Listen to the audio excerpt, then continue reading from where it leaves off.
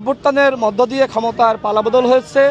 আমি আওয়ামী লীগের নেতাকর্মীদেরকে বলবো যে আপনারা ধানের শীষ প্রতীকে ভোট দিয়ে বিএনপিকে বিজয়ী করুন, কারণ এইবারের নির্বাচনটা কিন্তু স্বাধীনতার পক্ষের শক্তি এবং স্বাধীনতার বিপক্ষের শক্তির নির্বাচন।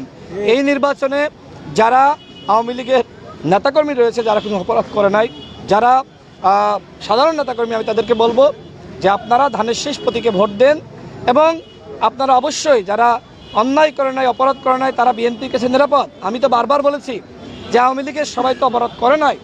আওয়ামী লীগের আমি দেখেছি গণ অভ্যুত্থানের পরে, আমি এই ঝিনাইদহ 4 আসনে যে তথ্যগুলো পেয়েছি যে সাবেক এমপি আনোয়ার সাহেবের মার্কেট দখল করা হয়েছে। আপনি খোঁজ নেন, আনোয়ার সাহেবের কন্যা আছে ডরিন আপা, তার সাথে কথা বলেন। এছাড়া যারা আওয়ামী লীগের চেয়ারম্যান ছিল, মেম্বার ছিল, তাদের কাছ থেকে চাঁদাবাজি করা হয়েছে। কারা করেছে? হাট দখল, বাজার দখল, নদী দখল, পুকুর দখল, এই কাজগুলো কারা করেছে? আজকে যারা মনে করেছিল যে আমরা হয়তো নমিনেশন পাবো, যারা মনে করেছিল যে আমাদেরকে এক ধরনের দায়িত্ব দেওয়া হয়েছে এই ধরনের টেন্ডারবাজি, চাঁদাবাজি করার জন্য, তারা কিন্তু এই কাজগুলো করেছে। এবং সবথেকে বড় কথা হলো যে গণ অভ্যুত্থানের পরে ঝিনাইদহ 4 আসনে 5 জন মানুষ হত্যাকাণ্ডের শিকার হয়েছে। এই হত্যার দায়িত্ব কারা নেবে? যারা এই ঘটনা ঘটিয়েছে। নিশ্চয়ই আপনারা জানেন, নতুন করে নাম বলার কিছু নাই। আজকে যারা এই ধরনের বিদ্রোহী প্রার্থী হয়েছে, তাদের নেতাকর্মীরাই কিন্তু এই ধরনের ঘটনা ঘটিয়েছে।